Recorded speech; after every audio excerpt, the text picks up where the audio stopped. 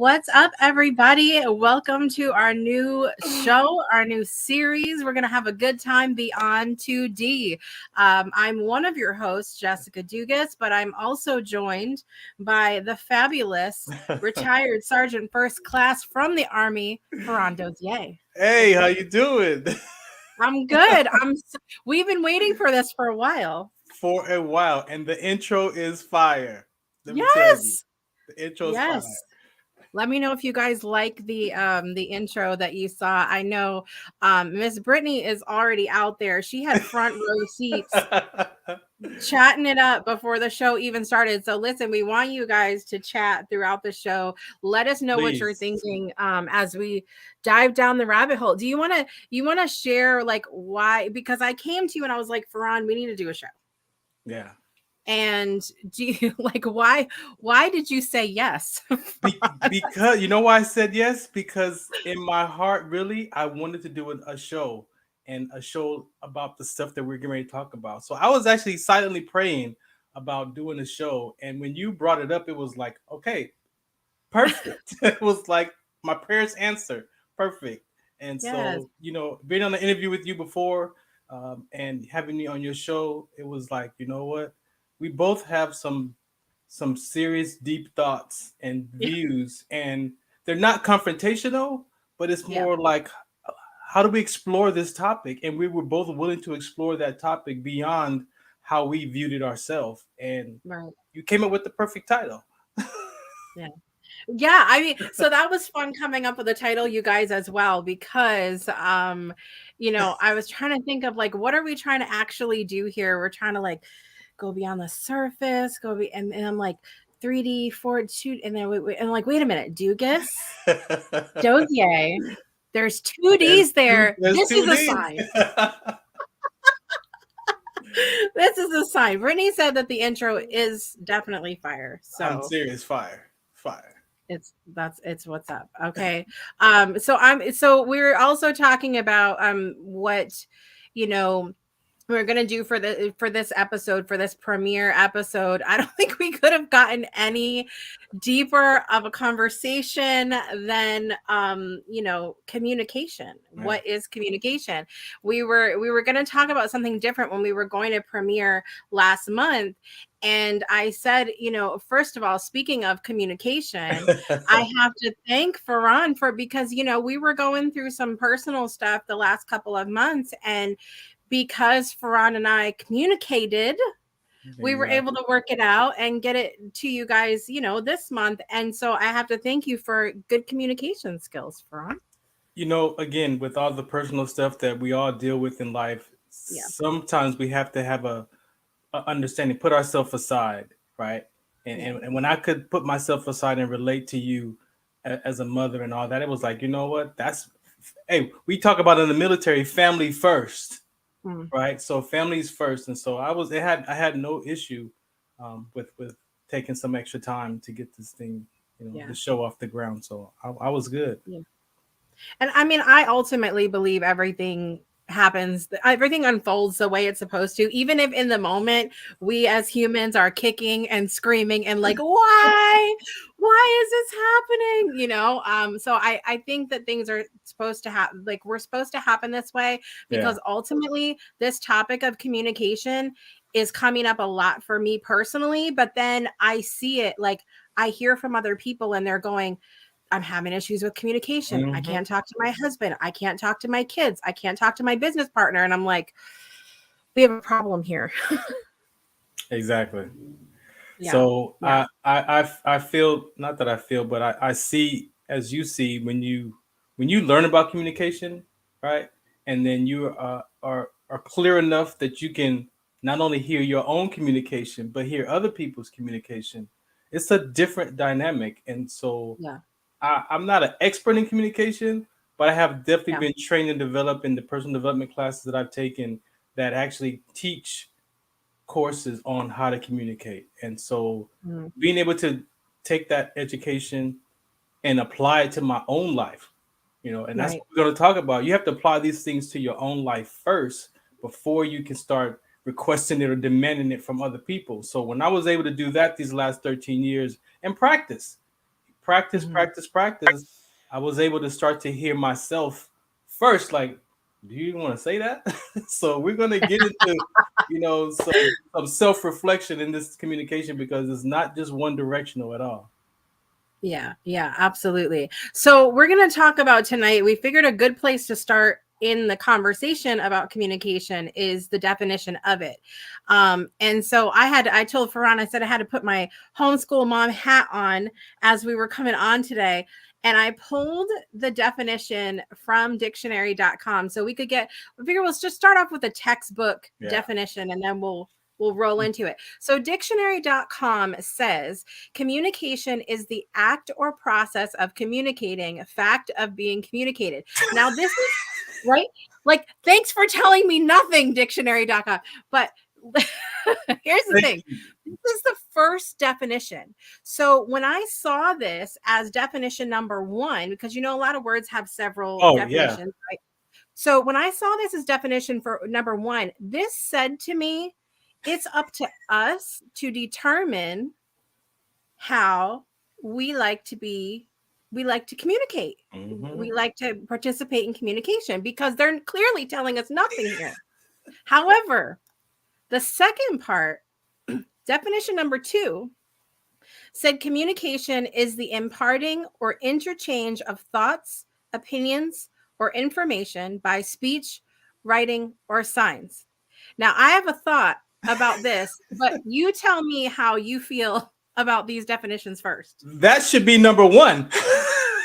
Right? That's what I said. That should be the first That's because what that first definition was like, what? If we just base it off the first definition, we could have a whole talk about what does that mean to you because yeah. it may mean something totally different. So that they should move that down to like number 4 or 5 because Switch that it. is yeah. Dictionary.com. Switch it, please, because that gave us no information at all. Leave it to the person to figure out. Yeah. That's how they leave us. That's what they've done. Unfortunately. Well, and so the interesting thing that I got from this particular one, it says the imparting or interchange of thoughts, opinions, and information by speech, writing, or signs. Mm-hmm. Now, you could take signs a lot of different ways. But throughout time, I feel like, especially nowadays with the implementation of social media, we communicate in very different ways. Remember when we used to have to leave a message on an answering machine, and now we carry that answering machine in our pocket. It's just very different now. The way we used to have to wait to check a message till we got home. It's a very different world. But we're taking someone, and some of y'all that know me that are watching this right now are going to get a real big laugh out of this because some of us getting upset about people responding with the wrong emoji now, because those of you that are using the thumbs up, we're going to have that conversation later, but terrible communication. It is terrible communication. Terrible. And so it's like, but we're getting upset about all of these little things, and nothing in there said, like, we get upset about the way someone looks at us the wrong way, and we think they're communicating a certain thing, and we've assumed that they're communicating a certain thing. So breaking it down like that, I saw that and I'm like, it says speech, writing, or signs. So maybe it's the signs part that we have issues with as humans. What do you think? Let me go back. So first, we want to make sure that people understand the definition inside the definition, right? So now you're talking about imparting. So I had to make sure I understand what imparting means, right? Because I just want to take for granted. And so imparting means to make information known. You've got to make that information in the beginning of a communication. You have to make that information known what you communicate. Right. Well, there we go about the imparting. Yeah. So. Yeah, imparting. Yeah, that's a good part of it because I mean, I think we're going to end up getting to a deeper conversation about that part in particular Oh yeah. coming up. I kind of want to, I almost want to save that a little bit, Yeah. but Save it. I want to ask the audience though, what is do you have a personal definition of communication? What do you think communication is in your mind? Do you agree with the textbook definition that I've shared? Because like Judith said, body language exists and facial expressions communicate. Oh yeah. But you know what got me on that?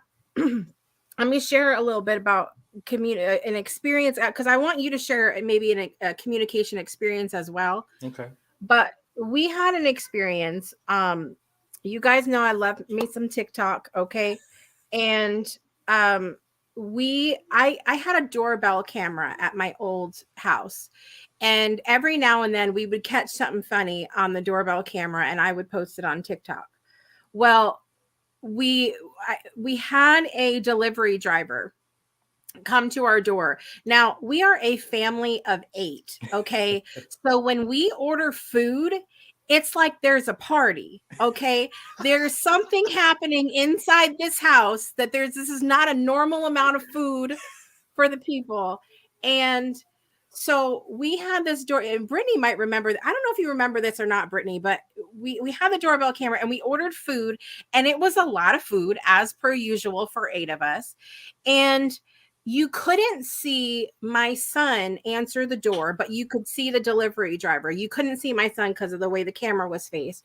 And the delivery driver kind of chuckled and said, "You guys having a party in there?" Oh, Jeannie remembers. See, it's coming. Okay. He said, "You guys having a party in there?" And my son, who is more of like a dry sense of humor, like you could read his face, but his voice is very kind of monotone. He was like, "Nope, there's just a lot of us in here." And it was this very monotone like thing. This video went viral, Farron, and not for a good reason. I had everybody tearing my son to bits in the comments, talking about how he was rude to the delivery driver because of the tone of his voice. So it's very easy for us to say, that the words are what matters, that the actual act of communication is what matters. Wow. But there are so many things that we take and run with, from the tone of voice to the look on the face and everything else. And that was this started a whole thing when that happened. Like even just having a conversation communicating with the kids about, when you communicate, just know that people can take that whatever kind of way. Wow. That's cold. Yeah. So Jeannie took it, when she saw this, she took it as the driver asking a none of his business question. Like, are you having a party in there? Exactly. Right. And I didn't take it that kind of way. I mean, I didn't take it any kind of way. I thought it was funny. That's the only reason I posted it. Wow. So have you had any like mishaps with communication, like that any stories that you could tell make me feel better? Hey, like I said, for me, it's been miscommunication for years. From just what I do is when I'm listening or communicating with someone, I'm looking for keywords, and so you could say a key word, and I take that word and I run with it, negative, positive. And it's like, wait, that's all you heard? Yeah. I'm like, yeah, that's because whatever that word was and how it made me feel. So that's how I listen when I communicate, to react. And I still do it. But now that I understand where it's coming from, I use that to my benefit, because now I get to listen to keywords and what people are really saying. And so for me, that communication, when I label communication, are you listening to what I'm saying? That's my communication is. Are you listening to what I'm saying? Do you get what I'm saying? And sometimes in my head it sounds right, but when it's delivered out of my mouth, I have people tell me like, "What are you talking about?" What are you Yeah. texting about? Like, what was that? So my thing is, I want to know, are you hearing me? Yeah. That's a good one. Yeah. Do you feel like there's a difference between your definition of communication and the people in your life that you're close to, their definition of communication? Oh, heck yeah. Heck yeah. I mean, all day long. And that's been something that I've been making sure that my communication is not right? Because Yeah. as we have this conversation further in detail, you're going to realize that sometime when you communicate to people, how you deliver and talk, it invalidates other people's experience too. And so I Mm, have to catch myself because I can say words that will invalidate a person to the point where they don't want to even communicate anymore. Like yeah. that's me. And so I had to become aware of all of that. Like you said, facial expressions, tones, all that. Hmm. You can't control a person's facial expression. Like Hmm. they're just facial expressions. They're Right. just tones. And the ability to get information and knowledge and understand that it's just a don't let my facial expression determine how you react or respond to me. Those are just my facial expressions, and those are Yeah. things that we have to communicate back and forth with one another early on, Right. or as they're happening. And because Yeah. if not, we'll make a face. And as you said, in the streets, you look at somebody, they're like, oh, what you want? Like, what was that Yeah. look for? And you're like, what are you talking about? Like, and so all of that, what the definition said, we're dealing with it today, all the way up to the signs, as you said about the emojis. People get Yeah. a thumbs up could just make me feel a certain way. Like, that's your Yeah. response. Like, Yeah. Listen, I say some funny things, people. Okay. I am a funny person. And when I put a joke on Facebook and you respond with a thumbs up, it makes me feel like I'm not funny. Okay. It is. But seriously though, like that whole thing with everybody was laughing about it in the comments about me and mhm. the thumbs up because I actually wrote an entire blog Oh my about my gosh. loathing and hatred of the thumbs up bug. But the reason why is this. It was because of lack of communication. Because what happened that triggered me was that my grandmother died and Mm. I had texted a friend a because they asked me. They said, Oh, "How are you?" yeah. And this was a friend I thought I could open up to. And I texted this long, and I'm like crying as I'm texting this whole, and they responded Not with that. Not with with the the thumbs thumb. up, Ron. No.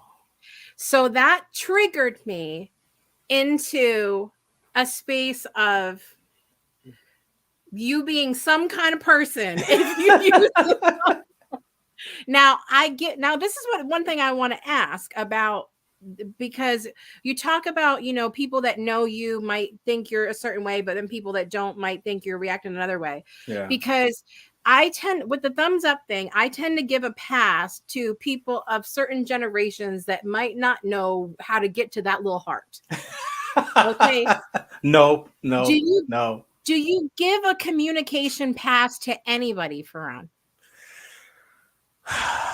Unfortunately, I have to Yeah. What do because you mean have I to? have to because if I don't, that level of expectation is gonna be upsetting. It's just as you mentioned. And now you telling me that story about if texting me and having your grandmother pass and you're expressing yourself completely. Some people, when it comes to the loss of life, they don't even know what to say Right. back, Right. right? And uh, it's tough because the thumbs up emoji, it would be better to type okay, or I feel you, or Right. like sometimes we need the words to deliver back, and we Can have we gotten become so. comfortable with saying, I don't know what to say? That would be the best answer. That would literally be the best answer. Is you know what? Thank you for sharing. I don't know even what to say to you. I don't even know what to type back. Like That's it. it's, but the they say the emoji has gone back to the Egypt days where they still painted the things on the wall and they all represented stuff Hieroglyphic. that hieroglyphics are like whatever. Like, but I wanted to say this before we move on. Yeah. For me now, communication is how do we get to that original idea? Because Right. let's talk about communication. Yeah. They're ideas. They're thoughts. It's like you said, with thought signs.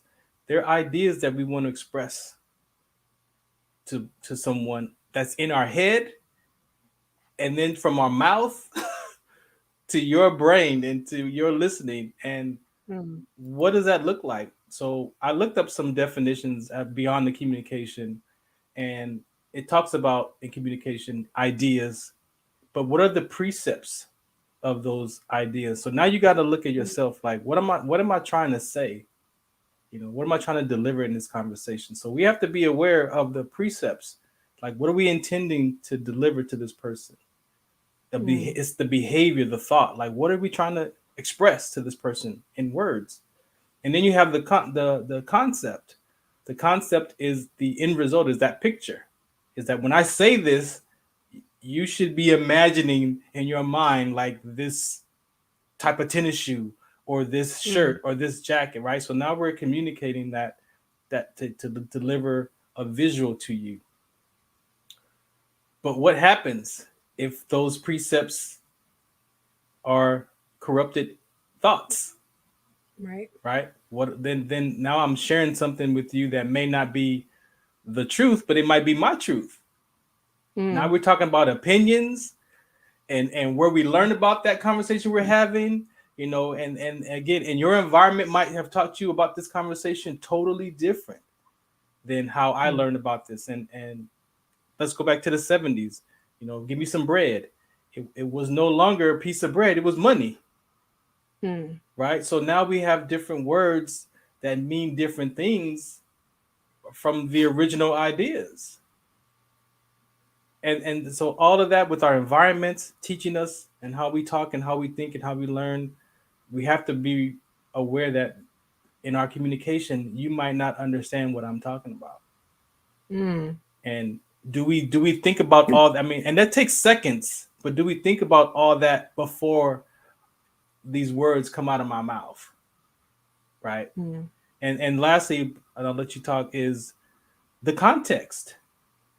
What is the context of this conversation? What before I start giving you my thoughts, am I giving you, hey, okay, this is what we're about to talk about, right? Maybe I don't want your opinion. I just want you to listen. So now I'm giving you the context of my conversation that I'm having with you, which is something that a part of communication, we can deliver that first versus after the fact. Because we hear people walk away, I don't want your opinion. I don't want your help. But then you left it open. You didn't say not to respond or you just wanted to vent. So who does that responsibility lie on? Right. Yeah. The receiver or the giver? That's a big question. And we'll save that. We'll save that because it's going to come up later. Yeah. As we get, I'm just touching on some of the basics of now how we're starting to think and talk. These are thoughts before they become words, and you have a level of responsibility to manage your thoughts. Yeah. In communication. Oh, you guys hear that? It is your responsibility to manage your thoughts and communicate. Look, I want to get a couple of these comments because one of these comments ties into what you're saying there. But Jeannie said, "A simple, she sounds like a special lady. I'm sorry for your loss." Would have been a good thing, right? But she said, "This is it. I don't have the words." It's a great saying. I like that too. Like I don't know what to say. I don't have the words. Something like that. I think is good. I like what Jeannie said here. Sometimes people get so desperate for communication that they do it without intention. Oh, she's ahead of the game because I got that written down too. There it is right there. I mean, how often I think about that a lot, actually. because I brought that up in different like seminars and things like that I've done, or talks where we'll talk about communication. But one of the things that we bring up is like, okay, so how often do we get on a call and we start off with like the small talk, right? The how's the weather? How's the family? How are you doing? How often do we say, how are you doing? And we really want to know the answer. Yeah, not really. We really want to listen to it. It's I can admit myself, there's been plenty of times when I've said, how are you doing? And I was not prepared for the answer that I got. I wasn't ready, people. I wasn't ready. Brittany said, I'm very conscious and clear when I communicate because I don't want people to be upset or misunderstand me, even though it still happens. That's the thing. We can try. I got something for that. I got something for that because we're going to talk about misunderstandings too later on. Yeah. Now there's that song in my head again.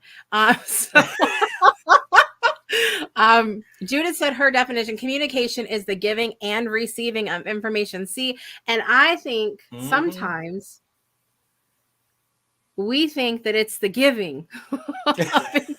We forget that other part. Yeah. That other part. The reason why we got two ears and one mouth. Yeah. It makes sense to me. Jeannie said, if I thought before I spoke, I'd be rich.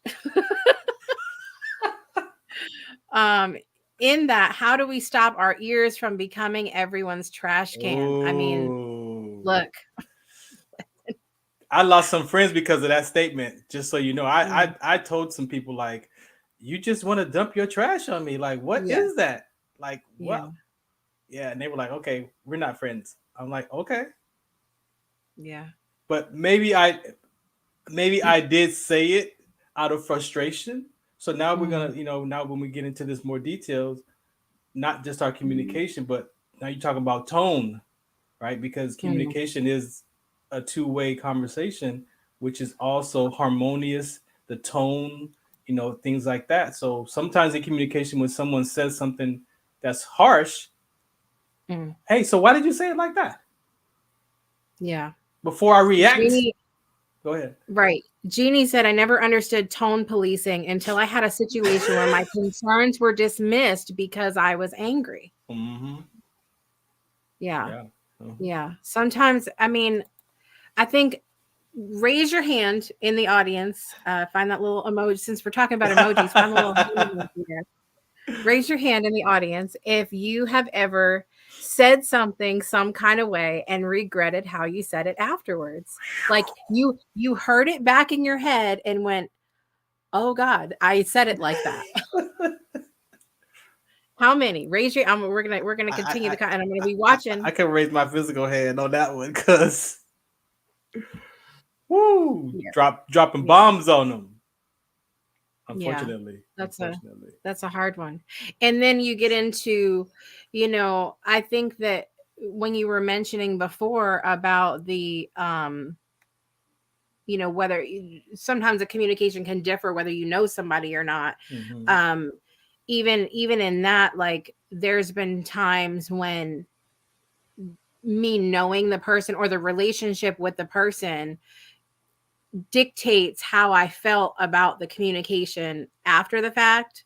Like if I was to snap, I mean, I'm a feel bad kind of person. I'm going to feel bad. I'm just going to put it out there. I'm going to feel bad I'm a regretful person, but the level of feel bad would be a lot higher. Like if it was my kid, if it was my husband, if it was a really good friend of mine, if it was someone that like really meant a lot to me, that I had an established relationship with, I think I'm a little bit more mindful of communication in those situations. Do you feel like you're kind of across the board, everybody, or do you respond different ways? I want to say I used to respond different ways. But the more that I've, been doing my self-reflections, I catch myself when I say something and then that feel bad comes into place. Yeah. I used to not say anything because I wanted to be right like I said what I said and I was right. But I like I said, I learned about how we can invalidate people as well. So that is my responsibility on how I leave people, right? So then now I can start to go back and say, hey, you know what? I didn't mean to say it like that. You know, I didn't mean to for it to come across that way. And then they'll let you know, oh, you know, that wasn't nothing, because that feel bad doesn't live over there with them. It lives over here with us. So it may not affect that person at all, but we're the one carrying that weight. And then, you know, people go 10, 15 years carrying that weight of feel bad and never saying, hey, you know what? I didn't mean to say it that way. So that there's a level of responsibility on that part. Yeah. And I want to say with communication before we take this break is, this is what I'm learning, especially today. Like, if I'm gonna get into another relationship, we have to agree on the words that we're gonna use. Like that to me is number one. We have to both agree on the words that we're gonna describe our conversations with. Because I could say, pass me that orange container, and the container is red, and you ignore me, or you like, what are you talking about? And right, just those little things. Yeah. So I'm saying that, you know, communication can be negotiable as well. So for me, it's like when we want to, especially when it's those personal, family, intimate relationships, the context, we have to be able to agree on the words that we're going to use to describe this, you know, relationship and conversation, because that and we'll talk about that on the second half, get into misunderstandings and misconception, like the results of what happens when you are unable to communicate or you're not listening to the people around you. There's an impact, you know, when that person feels invalidated or not heard. Like she said, I was angry and they didn't even respond to my anger. Like there's an impact on that. And so being able to pay attention to that can help, you know, ask more questions. At the end of the day, it's going to be about just asking more questions. Yeah. Yeah, I think talking about miscommunication, when those misunderstandings start to come in and play, I think is a good direction to go. And the second half of the show, we're just getting started here, boys and girls. So you're going to go and get yourself a glass of water, maybe a little notepad, some sticky notes. You need to be putting sticky notes up somewhere of these different things. And we're going to be back after a quick break. So hang tight, everybody. Yes.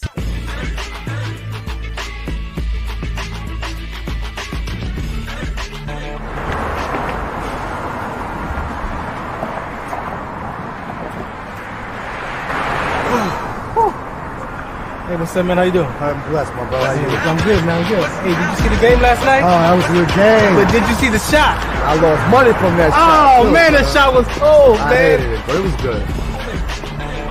Damn. What's in those jeans? You really want to know? I do. Exhaustion, muscle spasms, asthmatic issues, unexpected sickle cell trait crises. Damn, are you serious? When I was young, I found out I had sickle cell trait. My mom's told me, but I ain't have no knowledge of it. But when I got older, I had a child, and the doctor told me my daughter has sickle cell trait. Do you know the facts that both parents have sickle cell trait? There's a 50% chance the child may have the trait, and 25% chance the child may have the disease. Hey, that's what's the count. Do you know that 2.5 million people in the United States have sickle cell trait, 300 million people globally? I didn't find out I had sickle cell trait until I was in the Army, 10 years. Next thing you know, I had a sickle cell trait exertion site. Sickle cell? I thought that was a black gene or something. Nah, man, the Latin community is number 2. 1 out of 36,000 babies are being born with sickle cell disease. You could be Caucasian, Mediterranean, European. You gotta know your bloodline, man. There is an inherited gene in our community that has been forgotten. The name is sickle cell trait. WDCONSCT, also known as What's the Count, is out to bring awareness, education, and prevention to people all over the globe. Want more information? Call us now at 323-215-5384 or visit www.wdconsct.org. www.wdconSCT.org.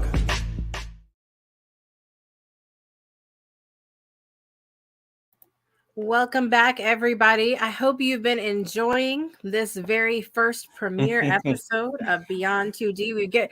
We're getting beyond for sure here, talking about communication. And I know over on my personal Facebook page, there have been some comments that I have missed because I don't know why, because Facebook hates me. Because Facebook has some communication issues. Definitely. With that. But I know Lori said, I've always been honest and still am. Have I hurt feelings? Yes, but I apologize and explain myself after, which we're going to talk about in just a minute here. And then she also said, and this is something I know we'll end up talking about as well, people don't know how to have a healthy conversation. This is something that we really, I don't recall that being something that was like a class or you know, and I laugh a little bit about this because this is why, you know, as a homeschooling parent, one of the very first things people say to me is, Jessica, what about socialization? What are these kids gonna talk to anybody? And the thing of it is I went to both public school and private school my whole life, and I was not taught how to appropriately communicate with people. No. So this is not the issue. Homeschooling is not the issue. I just want to put that out there for sure. But and see, look, she said, Jeannie said, Facebook algorithm does like to cause some drama.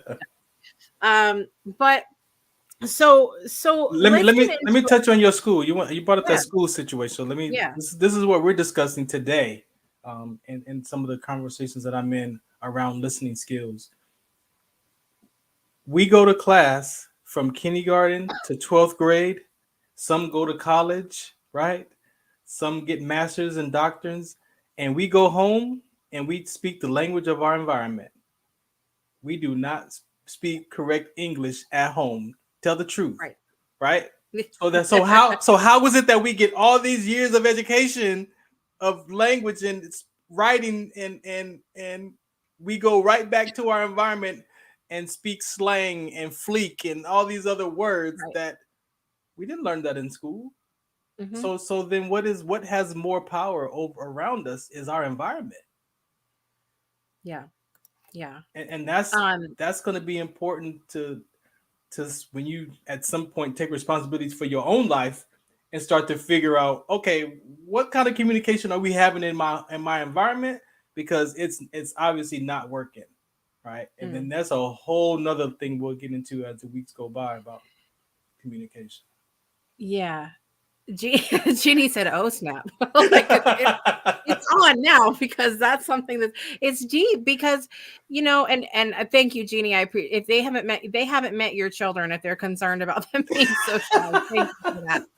Thank you, because they don't stop. They just there's no communication issues over here. But no, it's a big community, a big conversation to have when we're talking about conversation or communicating in our environment and what that looks like, and how, I mean, gosh, that's something that we could remember as we are communicating with other people, is that people grew up differently. People communicate differently with their peers, with the people in their homes, then maybe they're communicating with you because you're brand new to them. I mean, it's just, you know, something we could keep in mind that, gosh, people could be different than us. Who'd have thought? Really? You know, I recently had to transform. I'll share this one. We communicate with my mother because that was one of the defining decisions that I made against my mom that kind of had a wedge between her and I growing up. So there was like this little space that something in the way. And one day I was in Atlanta visiting. It was Christmas, and I heard my sister say, "Mom, why are you hollering?" Like we're in the kitchen, you know, we're just talking. And so it made me think. And when I got back home, me and my mom would be talking on the phone, and you know, they start off nice and sweet conversations, and then the voices escalate, right? And then I'm hollering and she's hollering. We both trying to be heard, and I'm trying to make sure she hears me. And I remember I said, "Hey, mom, why do you holler on the phone?" And she says, "You know what, son? I'm passionate about what I'm talking to you about, and I want you to hear me." And I said, "Oh." So right there, I transformed how I listen to my mom, because in my mind, she hollers when she talks. Right. But to have an opportunity to ask her why she's hollering, it wasn't hollering to her. She was Yeah. passionate about our conversation, and she wanted me as her son to hear what she had to say about this conversation. Mhm. And now, just that alternative listening to my mom, it disappeared all the past hollers. It disappeared all the past Yeah. hang up on each other because we were hollering back and forth, and we would hang up and not talk for days or a couple of weeks, or I would call her and she wouldn't even take my call because she didn't want to be bothered with me on the phone. Like, it was like all of that stuff. So it's Yeah. like, how do we listen to one another is going to be so important as we get into this communication part. Yeah. Yeah. I think listening as part of communication is probably going to be its own entity, its own Yeah. hour, because that's a whole thing to dive into. But so you talked about when you say something and kind of, that feel bad Mm-hmm. comes in afterwards, and you start to go, oh, I shouldn't have said it that way, or I shouldn't have said that, period, or whatever. If someone was to realize that they said something to you that was hurtful, or they said something in a way that they knew afterwards, I shouldn't have said it like that, Mm-hmm. or I could have said it in a better way, what is an acceptable response for you on the receiving end in that? And the reason I'm asking this is because I read an interaction earlier from someone who had a really bad experience at a restaurant. And I'm not talking about like their food was cold. This was a situation where there wasn't supposed to be an ingredient. They could have died because they were allergic to something, and they were told one thing, whatever. So the restaurant came, obviously, after the fact, and everything's fine. The restaurant came and apologized and had offered, something to make up for it. But they had to apologize, not just personally but publicly. And this person continued to just drag everything through the mud with it. And somebody said to them, what do you want them to do? Like, what would make this stop? Like, what would make it okay? So what is an acceptable response for you on the receiving end of communication that's not your cup of tea? What I learned today is it's a two-way street conversation. So I have to find the courage, the confidence to stick up, to say something, for myself, to allow that person to hear where I'm coming from. If I'm answering your question correctly.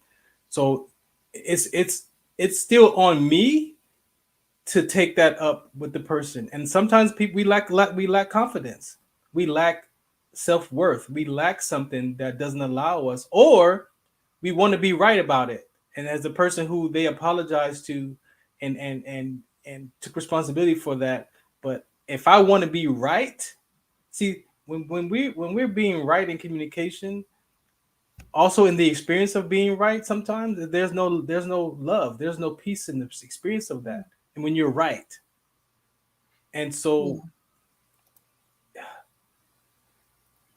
that's got to be a case by case, because everybody, again, now we go back to how people are wired, in their mindset, and are they even forgiving to accept forgiveness, right? And I think sometimes, lastly, is as people, we don't want to look bad. So even if you apologize to me and I accept your apology, it's like I'm going to look bad because I gave you forgiveness. So even in that, I don't want to look bad. So I want to look good to not look bad, but I still look bad because I'm carrying on like out of control when you've already asked for forgiveness, and I have to either say I forgive you or I don't forgive you. And if I don't forgive you, there's a whole world of unforgiveness that comes with that, and that's not a good experience. Right. So it's the person that you would have to drill down, like you say, what do you want? Like what do you if my apology is not enough, what do you want? What are you looking for? Right. And maybe the business could have asked that question, or maybe the person could have said, you know what, I don't want your apology. I want this, and this. Right. And then deal with that as an outcome. But I think people just want to. There's a lack of self in there somewhere. The lack of self-worth, self-love, the want to be right, and people don't understand the experience that comes with being right about a situation. Even if you're wrong, being right about a situation, the experience of those conversations leave a sense of not love or invalidation or something. So there's experience with our words too. That's why they say sticks and stones may break, but names will never hurt me. Well, that's not true, because there's an experience that comes with words as well. That's a whole nother topic. Yeah. Rhonda said the old saying, do you want to be right or do you want to be happy? Do you want to be right or do you want to be right or do you want to be free? That's what I learned. I'll see this. A lot of you guys know me as being the person that explores I'm always going to have that kind of devil's advocate moment here, but because the thing of it is that, we as humans, we want to be right. And I don't think there's anything inherently wrong with wanting to be right. It feels good to be right. Who thinks it feels good to be wrong about something? Come on. No one feels that. But it's the priority that we put on, do we want to be right or do we want this relationship? Exactly. Do we want to be right or do we want to be happy? Like Rhonda reminded us. Yeah. Jeannie said she goes a step back and say it's her responsibility to find out if someone meant the harm I perceived. So that's a really good part of that too. When you feel that miscommunication, did they mean how they were coming across? Did they mean the words that they said? Did they mean whatever happened in the situation? Like, I don't think anybody in the situation I was talking about, the restaurant, no one believes that this restaurant inherently gave a person who has a milk allergy a cheese cracker. I don't think anybody thinks that the restaurant was like, I'm going to give her a cheese cracker. No one thinks that. So I understand that the situation was dire. I understand that there was definitely a lapse in communication when the restaurant didn't respond right away. But it's also like, how long does this need to drag on? You know what I heard when you said that just now? What can come with that experience of that person is the fear of dying. Like, I could have died. Right. So now there's a whole nother layer of that communication. So now I heard you say that, when you say it that way, it's like, now I put myself in that person's shoes. I could have died. Now that's, it could be dramatic. You didn't die, but did you die? But that could be triggering for that person. Like, I almost died at this restaurant because they gave me some cheese and I'm allergic. And so, I could see where that, but at some point, as a person, that's got to calm down. Like, you've got to deal with reality and be like, okay, but it was a mistake. It was an honest mistake. They apologized. They gave me a discount, whatever, public apology. Did I die? No, but I could have died. So now what are you going to do next time you go to a restaurant and be responsible for making sure that your food is correct? That's on you just as much as it is on a restaurant. So my daughter has peanut allergies, and we make sure, even if she has her EpiPen, we make sure, what is that oil? What are those fries cooked in? Peanut oil? Any peanut oil? Like, we make sure that we take responsibility for that, not blaming the restaurant because they accidentally gave us some peanut oil, French fry grease, and we didn't bring it up. So it's a fine line between that, for sure. So the answer to how long does this need to go on? How long does the miscommunication need to happen? It's until the person is healed enough to move on from it. and they make and dare I say, I'm going to hurt somebody's feelings saying this, but make the choice to move on from it, because we can allow things to even if we've like done healing work, we can allow things to continue to bug us and eat away at us and drag things on to where we may have communicated effectively, but we're allowing it to just keep going. And she said it's self-responsibility. If you're left like that, take responsibility. And then, like I said, to be responsible for that conversation on your part, it takes a level of courage. It takes something to be like, hey, you know what? Stop. Let's correct this right now. Let's not let this linger on for 2 weeks or 2 years. That's a person that has a level of integrity, because you're also being responsible for your part in that communication. I want to do this real quick. I want to say misconception. Misconception is based on faulty thinking or opinion. That's what a misconception is. Misunderstanding is a failure to understand something correctly. That's misunderstanding. Misunderstood is incorrectly interpreted or understood. So misunderstood is incorrectly interpreted or understood. I think going into our next episode, I would love to continue this communication conversation, but talk about specifically that not just the miscommunication, but the responsibility of communication.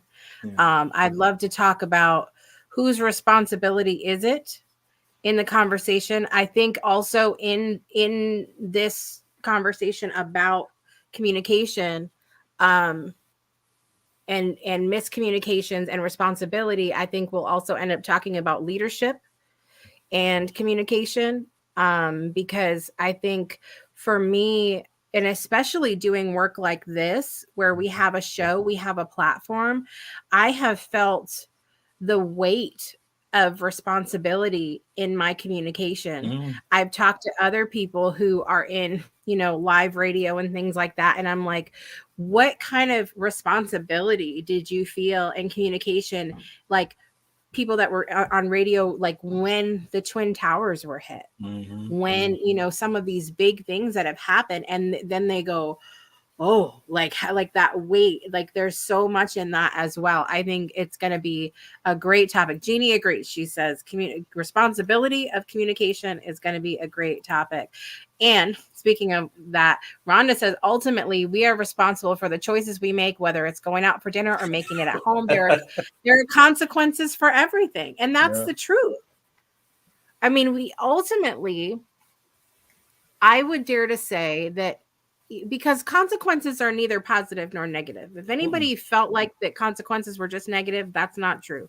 Consequences are consequence is simply the result of. Okay. So when you have a conversation with someone, the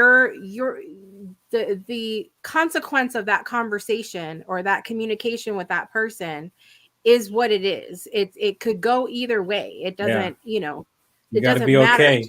You got to be okay with the response. My dad used to tell me, don't ask questions you don't want the answers to.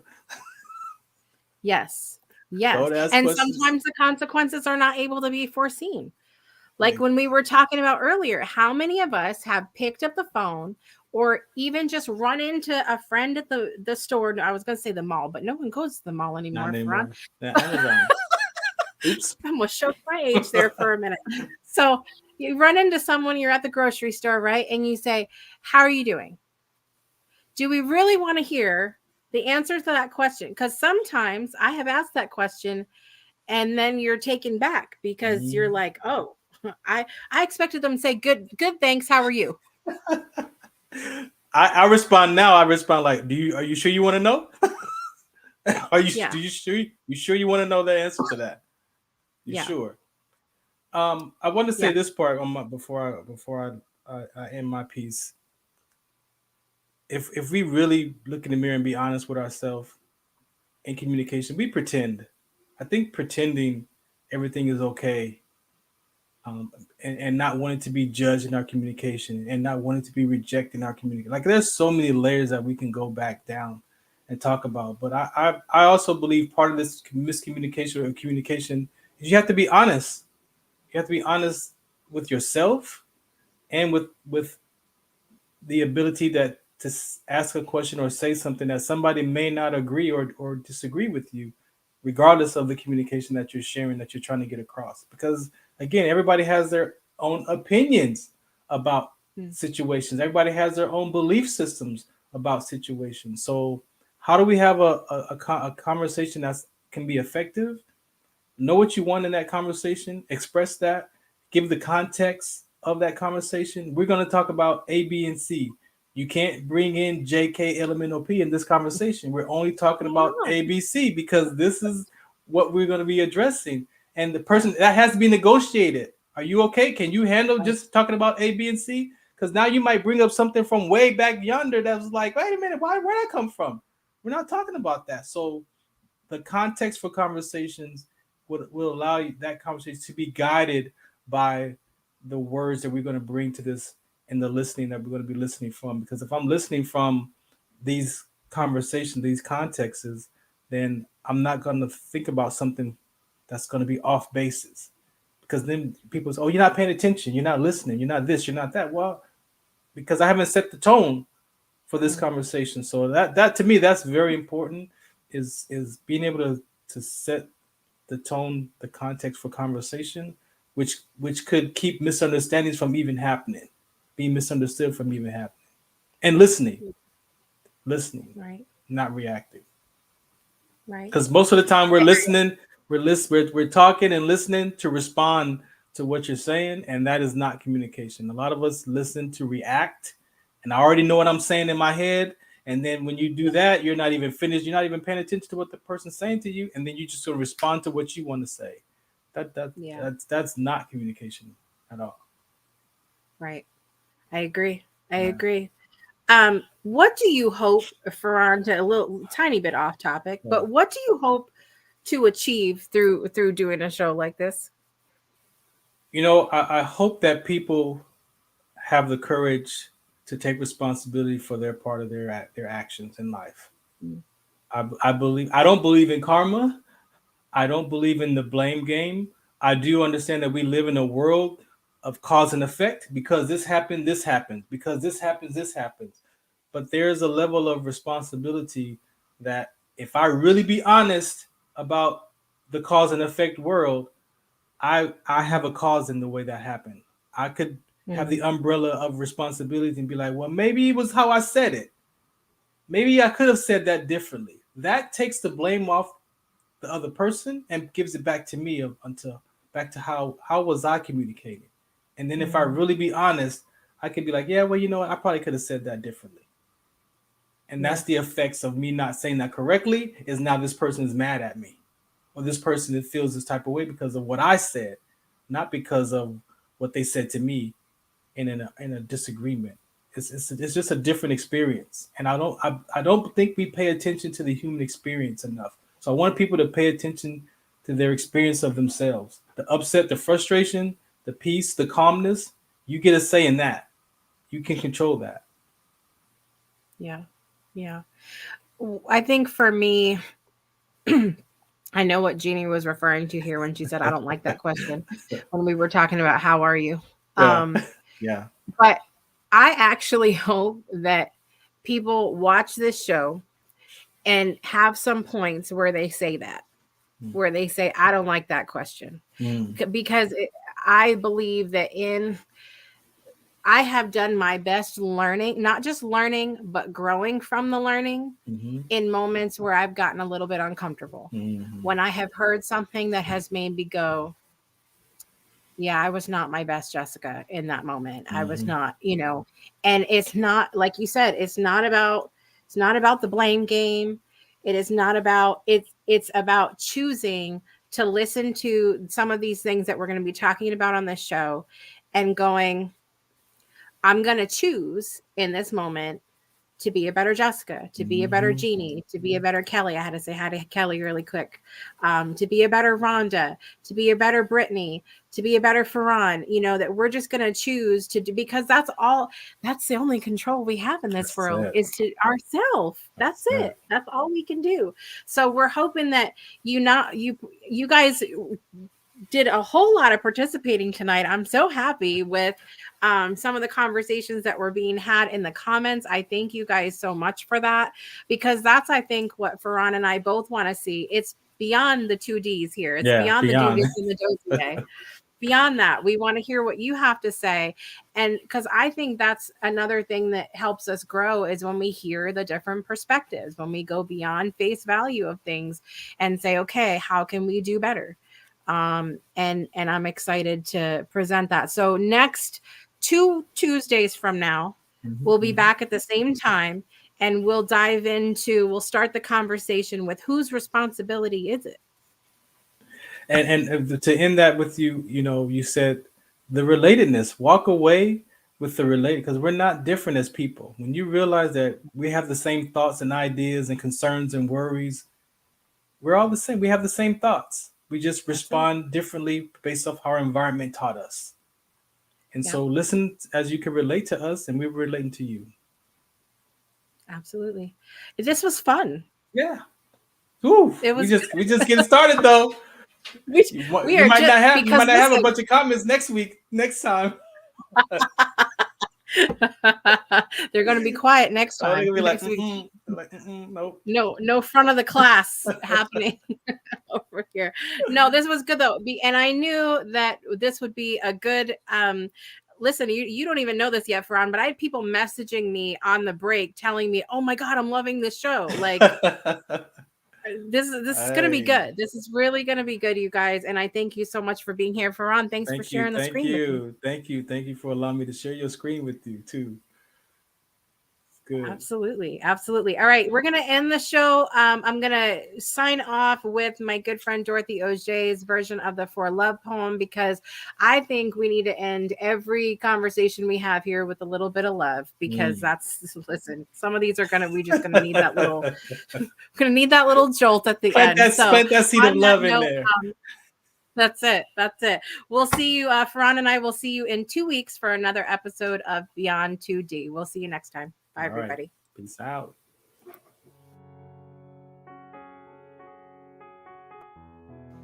I shall stand for love, even with a broken soul, even with a heavy heart. I shall stand for love, for the world is wounded, not just my little piece of land, where I am mostly safe, where I'm mostly well, but our world, everywhere, every day. I shall stand for love, because we need more light, not more death, not more power, not more bombs. I shall stand for love, so that our children are safe, so that our friends are sheltered, so that our borders are open. I shall stand for love, even with a broken soul, even with a heavy heart.